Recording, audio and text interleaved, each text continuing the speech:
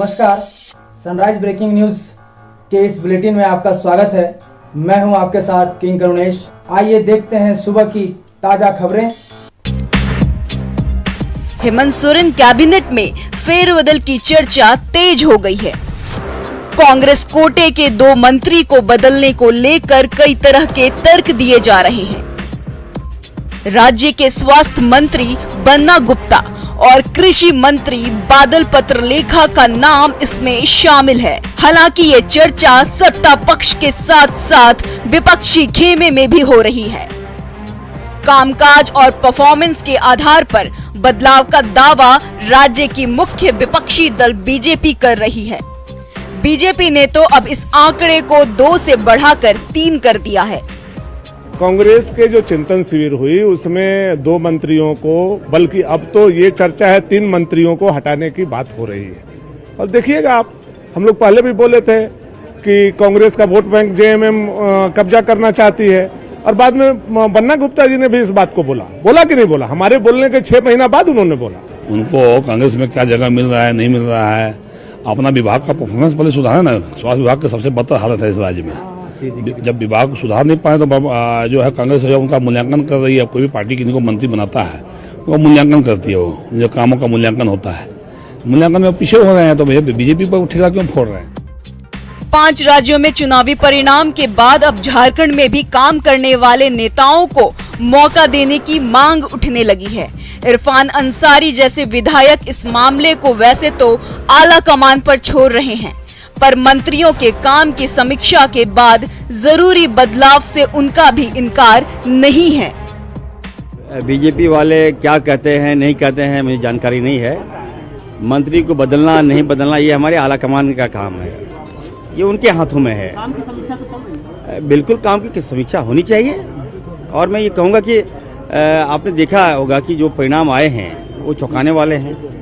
और मेरा ये मानना होगा, मैं आला कमान से भी मैं आग्रह करूँगा कि कामों का समीक्षा हो, क्योंकि फिर हम लोग चुनाव में जाना है। स्वास्थ्य मंत्री बन्ना गुप्ता इस सवाल पर तमतमाई से नजर आ रहे हैं। बन्ना गुप्ता का निशाना बीजेपी विधायकों पर है। वो कहते हैं माँ से ज्यादा मौसी के पेट में दर्द हो रहा है। अरे तो जा रहे, माँ से ज्यादा मौसी को लाड़ क्यों आ रहा है? उनके पेट में दर्द क्यों हो रहा है? नाव मेरी, नाविक में, मेरी मंजिल, मेरा सब कुछ, तो उनको दर्द क्यों है भाई? माँ से ज्यादा मौसी के पेट में दर्द क्यों होता है? अरे मैंने तो 20 बार कहा है कि हमारे लिए माँ भारती पहले है, हमारे लिए राष्ट्रभाषा पहले है, हमारे लिए हमारे लोगों का हित पहले है। ये पद तो आते जाते हैं। झारखंड में 14 महीने वाली हेमंत सोरेन सरकार में भी कांग्रेस कोटे के 2 मंत्रियों को अपना पद छोड़ना पड़ा था। इस बार भी जब चर्चा तेज हुई है तो राजनीतिक गलियारों में कई तरह के कयास लग रहे हैं। निशाने पर कांग्रेस कोटे के 2 मंत्री हैं। हिजाब पर कर्नाटक हाईकोर्ट के फैसले से इरफान अंसारी सहमत नहीं है। इरफान अंसारी का कहना है कि कहीं ना कहीं बीजेपी कोर्ट चला रही है। सीपी सिंह ने इरफान की बातों पर पलटवार किया है। कहा है कि कोर्ट एक स्वतंत्र संस्था है।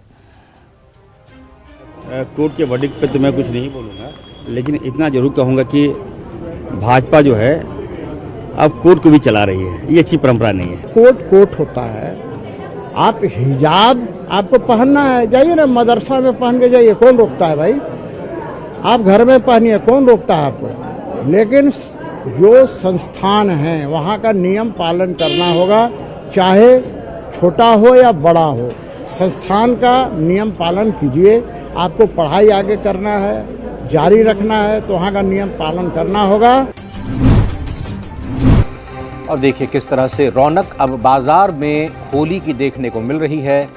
कोरोना ने एक तरह से कहें कि पिछली 2 होलियों को तो बेरंग सा किया था। उस उत्साह के साथ होली नहीं मना पाए थे लोग, लेकिन इस बार पूरी तरह से लोग तैयार हैं, दुकानदार तैयार हैं। लेकिन इस बीच डर इस बात का कि कहीं केमिकल वाले मिलावटी जो रंग होते हैं वो कहीं सेहत को नुकसान, त्वचा को नुकसान ना पहुंचा दें। दिल्ली में बीजेपी संसदीय दल के बैठक में पीएम मोदी ने फिल्म द कश्मीर फाइल्स की जमकर तारीफ की। उन्होंने कहा कि कश्मीर के बारे में जो सच छिपाया गया था वो फिल्म के जरिए सामने आ गया। उन्होंने सभी से सच का साथ देने की अपील की।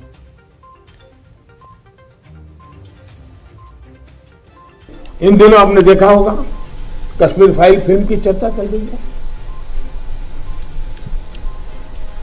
और जो लोग हमेशा फ्रीडम ऑफ एक्सप्रेशन के झंडे लेकर के घूमते हैं वो पूरी जमात बौखला गई है पिछले 5-6 दिन से।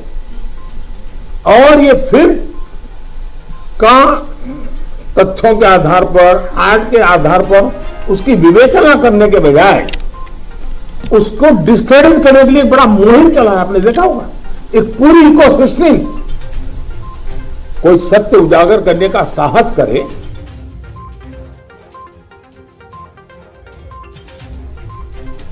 लेकिन उस सत्य को न समझने की तैयारी, न स्वीकारने की तैयारी है, न ही दुनिया इसको देखे इसके लिए उनकी मंजूरी है। जिस प्रकार का षड्यंत्र पिछले 5-6 दिन से चल रहा है, मेरा विषय कोई फिल्म नहीं है। मेरा विषय है कि जो सत्य है उसको सही स्वरूप में देश के सामने लाना देश की भलाई के लिए होता है।